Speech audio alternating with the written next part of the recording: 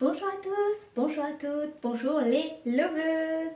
Je viens ici pour une nouvelle vidéo sur mon avis et mon analyse sur la chanson d'amour que je vous ai partagée la semaine d'avant, qui est Reine de Dadju. Alors, j'ai beaucoup de choses à dire, j'adore cette chanson. Déjà, je vous laisse réécouter un extrait. Et je le sais, je te fais confiance. Quand tu me souris, tu fais pas semblant. J'ai pas besoin d'attendre plus longtemps. Je sais qu'il est temps de partager mon sang. Par rapport à cette chanson, elle est quasiment impeccable sur toutes les paroles. Dans le sens où, déjà, premièrement, comme d'habitude, quand je sélectionne une chanson d'amour, c'est qu'on ressent l'émotion de l'interprète, donc du chanteur, en l'occurrence de Dadju. Et on sent aussi dans tout ce qu'il dit qu'il en a vécu des relations, parce qu'il dit avec elle qu'il sait que son sourire est sincère, qu'elle ne lui ment pas, qu'elle l'aime vraiment. Donc on peut déduire qu'il a probablement vécu des relations où en fait les femmes en question ne l'aimaient pas vraiment. Et ça peut peut-être s'expliquer par sa célébrité, le fait d'être un chanteur, fait que beaucoup de femmes peut-être venaient le voir juste pour sa célébrité, sa notoriété, voire son argent. Et donc je trouve ça encore plus touchant parce qu'on sent que c'est du vécu. Ces paroles en mode bah, je sais que toi quand tu me souris c'est vrai, etc. Alors je sais plus le terme exact qu'il utilise, mais on ressent l'émotion et on sent effectivement l'entourage et l'influence peuvent grandement influencer en fait sa relation amoureuse. Il en parle dans le fait que ferme la porte à ceux qui veulent nous empêcher d'être deux. C'est très mignon parce que voilà, c'est pour lui dire n'écoute pas ceux qui veulent nous empêcher d'être heureux ensemble. Il dit aussi tant pis si les autres ne sont pas comme nous, tant pis si les autres aimeraient, voilà, sont jaloux en quelque sorte de leur couple. Et donc ce qui est mignon, c'est qu'il dit si c'est trop lourd et trop douloureux que les relations autour d'eux ne comprennent pas que veulent les séparer, il lui a dit, et je pense que c'est le côté du fait d'être chanteur, d'avoir peut-être des fans, des personnes qui veulent les séparer, qu'il est prêt à voilà, endosser cette responsabilité, à prendre ce poids pour eux deux. Donc c'est très mignon, je trouve. Ensuite, il y a tout le côté, évidemment, où il a envie d'en faire une reine, dans le sens de l'élever au rang de reine, parce que c'est déjà une princesse à ses yeux, mais il l'élève au rang de reine de par le fait de concevoir un enfant avec elle et qu'elle devienne la reine de la maison, la reine de leur famille. Donc je trouve ça très romantique, très joli. Il peut y avoir par contre une autre interprétation pour certaines qui est le fait de l'élever au rang de reine, qu'en gros c'est comme si c'était un honneur qui lui faisait de l'élever au rang de reine, qu'elle ne pouvait pas s'élever toute seule au rang de reine parce que souvent dans notre société actuelle, surtout dans les mouvements féministes, on va avoir ce côté de vraiment donner un sens au mot reine en mode on est la reine de son royaume, on est capable de gérer toute seule, d'être une femme libre, indépendante, classe, magnifique et qui en plus a des hommes à ses pieds. Et j'ai trouvé que, effectivement, en discutant avec mon conjoint, parce qu'on a discuté sur la chanson, on l'a trouvé très intéressante tous les deux, il me disait oui, c'est cette connotation qui te fait bugger en fait.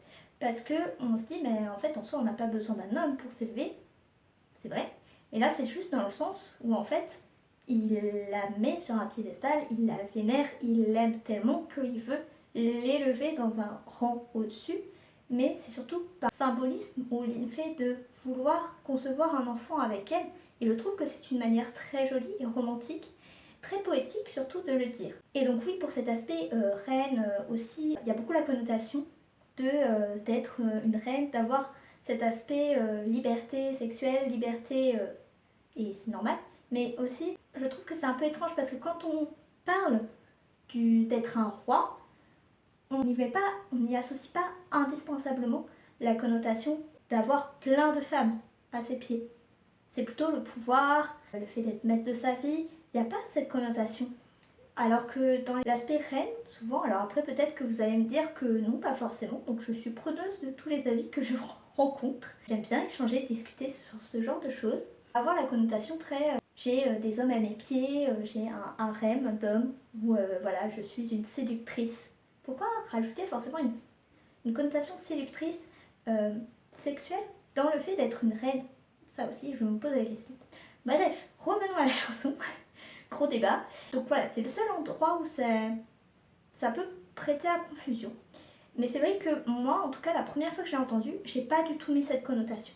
Et j'ai trouvé juste ça sublime, magnifique, cette manière d'évoquer le fait de vouloir un enfant avec elle, d'en faire une reine tellement il l'aime, parce qu'il veut fonder une famille avec elle. Et en plus, il le dit qu'il la considère déjà comme sa famille, puisque il dit, tu sais à quel point j'aime ma famille. Il dit aussi qu'il a promis à son père de prendre soin d'elle. C'est juste magique cette chanson. Elle est juste superbe et magnifique. Ça redonne vraiment de l'espoir dans les relations amoureuses pour celles qui sont voilà, en mode les mecs ce sont tous des connards, il n'y a aucun romantisme. Bah là, je crois qu'on a globalement une chanson où on tient vraiment une belle vision romantique d'un homme. Et j'aime beaucoup. Du coup, j'adore cette chanson. En ce moment, j'arrête pas de l'écouter. Et j'avais découvert déjà il y a 1 ou 2 ans déjà. Et j'adorais. Et donc, je continue de l'écouter en boucle. Pour continuer sur les paroles, il y a un passage que j'adore. C'est quand il dit ça y est, au bout d'un moment, il n'y a plus les mots. Il est tellement heureux parce que ça y est, elle est enfin enceinte. Ils vont enfin avoir un enfant. Donc, on ressent toute sa joie. On ressent tout son amour.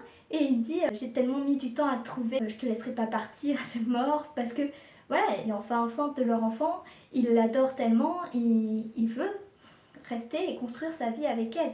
Alors, il y en a certains qui diraient oh, il veut la garder pour lui, il veut la séquestrer, si on prend au sens stricto sensu.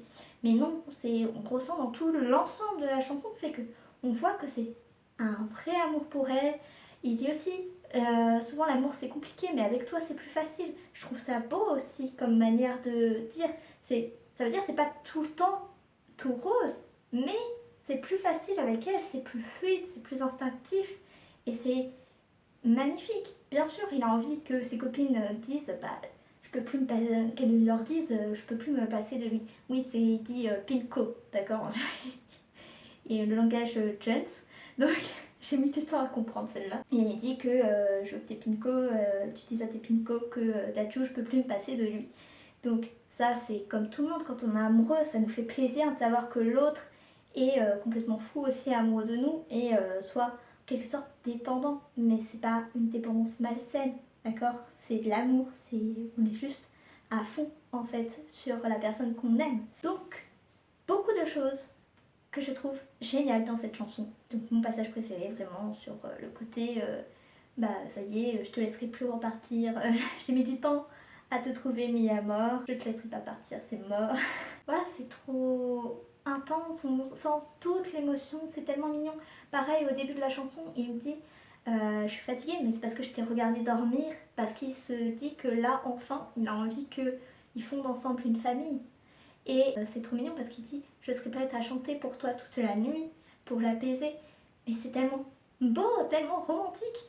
Celles qui sont romantiques, j'espère que vous kiffez cette chanson aussi parce que sinon je comprends pas.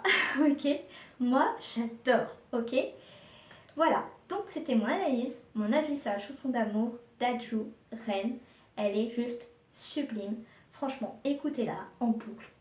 Ça va vous mettre des super croyances par rapport à l'amour, par rapport au fait qu'un homme peut être romantique et vraiment amoureux à fond d'une femme qui veuille fonder une famille avec elle, parce que j'en vois beaucoup aussi le côté oui, il veut pas s'engager, il veut pas fonder une famille, mais ça existe, ça existe. Il y en a je ne sais pas combien de milliers d'hommes sur Terre, il y en a forcément un qui sera vraiment pour vous et avec qui vous vous sentirez bien, heureuse, épanouie, qui sera juste l'homme que vous rêvez, ok?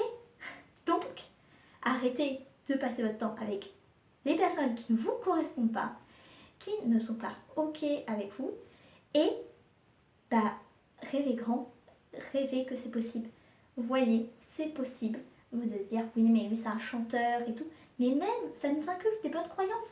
Notre cerveau ne fait pas la différence entre la réalité et l'imaginaire. Et pourquoi vous croyez que moi j'ai réussi à trouver l'amour? C'est parce que je me suis bercée à fond avec ces musiques.